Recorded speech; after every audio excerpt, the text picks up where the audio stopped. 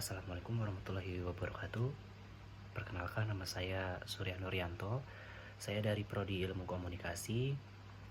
Di sini saya akan menerangkan tentang tugas yang diberikan, yaitu terkait dengan masalah di perusahaan yang bergerak di bidang retail. Untuk poin pertama, identifikasi masalah komunikasi di perusahaan. Masalah komunikasi berdampak terhadap kehidupan secara luas. Masalah komunikasi yang tidak diselesaikan secara tuntas akan menghilangkan tanpa respek kepercayaan dan menimbulkan masalah terus-menerus. Kondisi tersebut dapat terjadi di mana saja, termasuk di dalam lingkungan organisasi. Pasalnya, organisasi merupakan tempat berkumpulnya orang-orang yang memiliki berbeda latar belakang, sehingga memungkinkan masalah komunikasi muncul. Bahkan masalah tersebut akan mengganggu operasional bisnis dan masa depan perusahaan menjadi taruhannya. Masalah perusahaan seringkali disebabkan sang pemimpin yang tidak mampu memahami kondisi internalnya. Karena bagaimanapun juga pemahaman tersebut merupakan fondasi perusahaan membangun komunikasi kepada karyawan hingga stakeholder.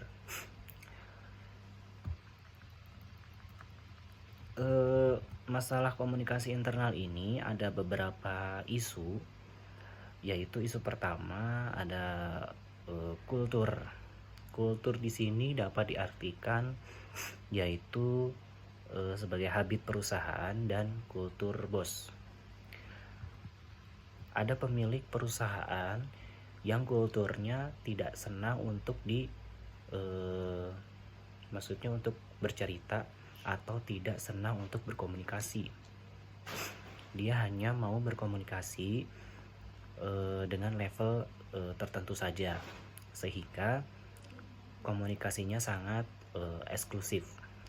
Akhirnya yang terjadi di bawah adalah karyawan tidak merasakan kepemimpinannya terbuka mereka karena banyak ganjalan-ganjalan, termasuk tidak angkat bicara sesuatu yang perlu dibicarakan dalam perusahaan. Keterbukaan komunikasi lebih efektif dari atas karena perusahaan sangat top down.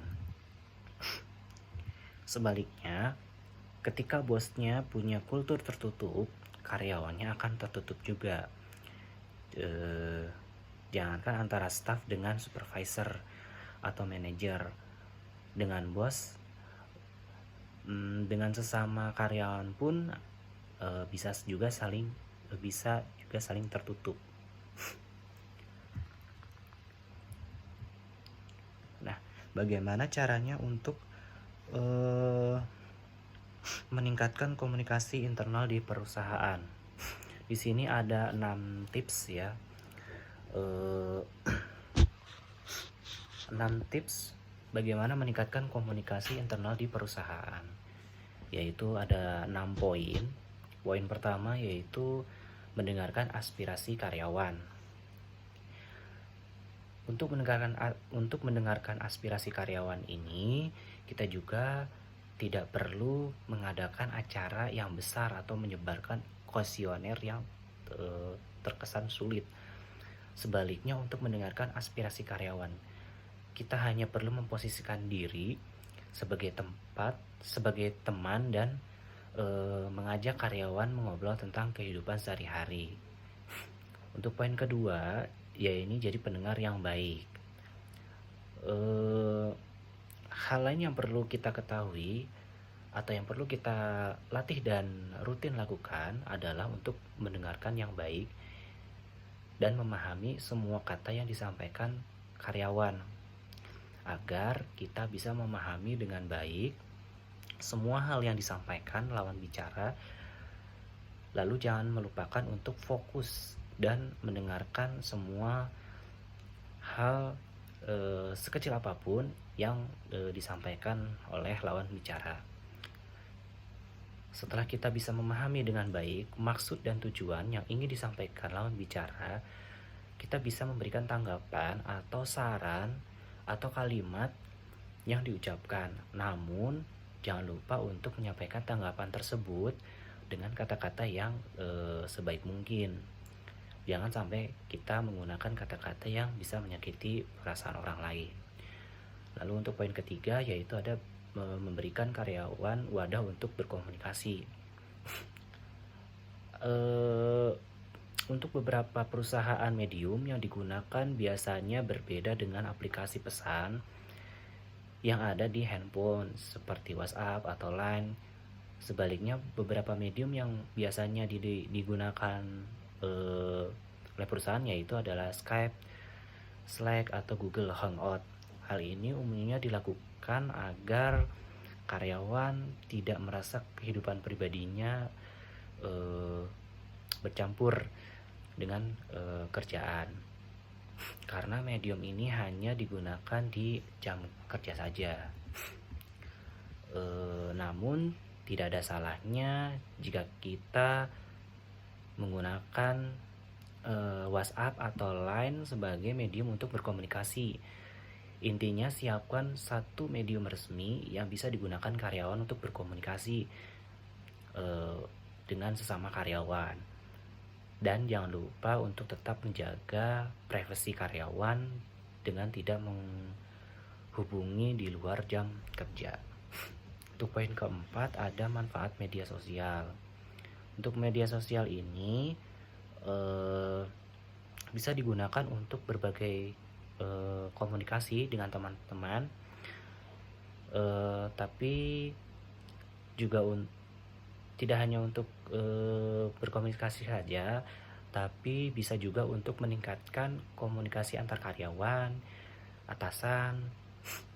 Nah, caranya itu dengan membuat satu akun media sosial khusus yang digunakan untuk sosialisasi program-program menarik serta beberapa aturan-aturan perusahaan. Setelah itu meminta semua karyawan untuk follow media tersebut dan memberikan komen serta klik tombol suka atau like di postingan tersebut. Dan jangan lupa kita juga untuk mengisi media sosial tersebut dengan berbagai tips menarik yang bermanfaat seperti mengatasi burnout. Tipsnya yaitu untuk meningkatkan produktivitas kerja, untuk mengatasi generation map. Media sosial ini secara tidak langsung bisa bermanfaat untuk membangun komunikasi dan kedekatan antar semua karyawan di perusahaan. Karena setiap karyawan bisa saling berkomunikasi di media sosial, khususnya untuk karyawan juga sudah diharapkan untuk beberapa startup besar di Indonesia. Untuk poin kelima, memberikan pelatihan tentang cara meningkatkan komunikasi. Tidak ada salahnya jika memberikan pelatihan tentang cara meningkatkan komunikasi internal di perusahaan telah terbukti efektif meningkatkan kemampuan komunikasi semua karyawan saat mengadakan pelatihan ini. Kita juga bisa menyampaikan aturan berkomunikasi yang secara khusus berlaku di perusahaan, karena setiap perusahaan biasanya memiliki aturan yang berbeda-beda. Misalnya karyawan hanya diizinkan untuk mengirimkan pesan kepada HRD misalkan di jam-jam tertentu. Untuk poin keenam, rutin diadakannya acara kumpul karyawan. Meskipun terlihat sederhana, faktanya mengadakan kumpul bersama semua karyawan ini membawa banyak manfaat untuk meningkatkan berkomunikasi secara internal. Kenapa? Karena hal ini akan memungkinkan karyawan untuk mengobrol dengan teman yang berbeda tim. Acara kumpul-kumpul dan ngobrol bersama karyawan bisa diadakan secara online maupun bisa secara offline. Dengan lancarnya komunikasi antar karyawan merupakan salah satu cara paling efektif untuk mengatur manajemen di perusahaan. Oleh karena itu, jangan lupa untuk mempraktikkan beberapa tips meningkatkan komunikasi internal seperti yang sudah dijelaskan tadi di awal untuk semakin mempermudah dan mengelola manajemen perusahaan. Untuk poin yang ketiga tentang membahas penghargaan dan pengakuan karyawan di perusahaan. Nah, apa saja sih yang harus dilakukan perusahaan untuk memberikan penghargaan dan pengakuan terhadap karyawannya? Di sini ada 4 poin, yaitu poin pertama klarifikasi komunikasi yang jelas, memastikan kriteria penghargaan dan pengakuan ditetapkan dengan jelas agar karyawan tahu persis apa yang diharapkan dari mereka.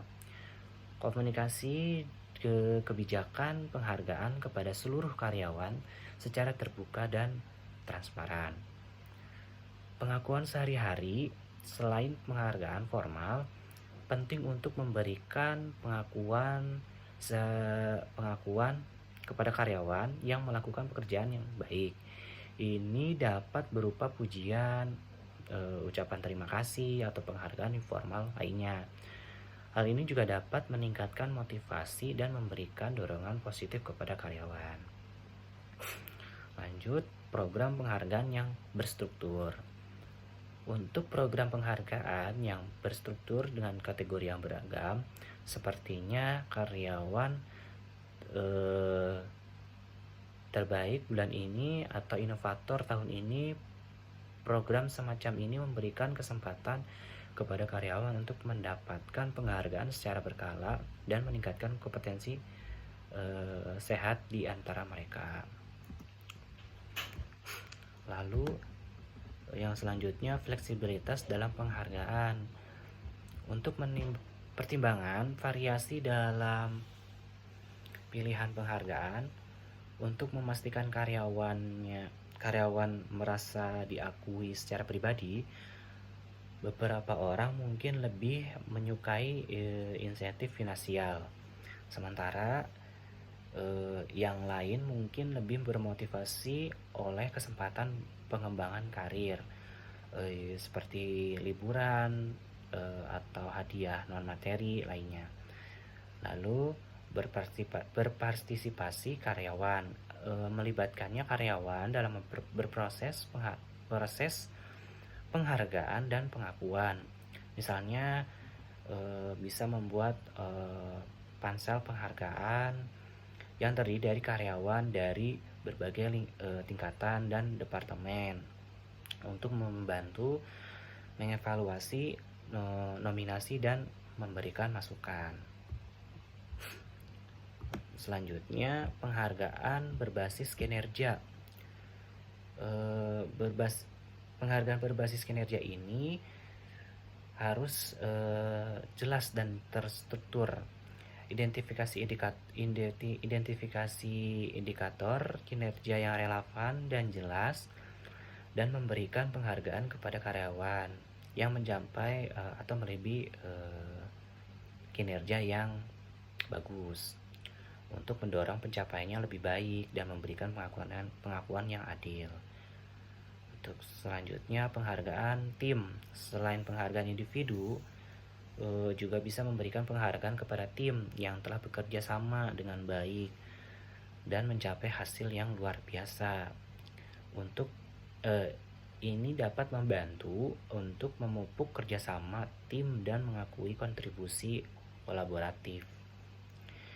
Untuk yang terakhir, ada penghargaan publik. Untuk selain memberikan penghargaan secara internal, pertimbangan untuk mengakui karyawan yang berprestasi melalui publikasi internal dan eksternal ini juga dapat mencangkup artikel di buletin perusahaan, pengumuman seperti pengumuman di media sosial perusahaan atau penghargaan industri yang relevan.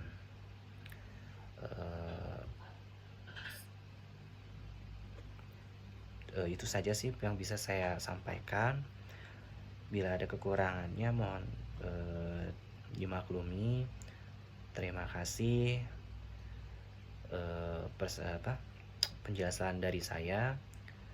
Wabillahi taufiq wal hidayah. Wassalamualaikum warahmatullahi wabarakatuh.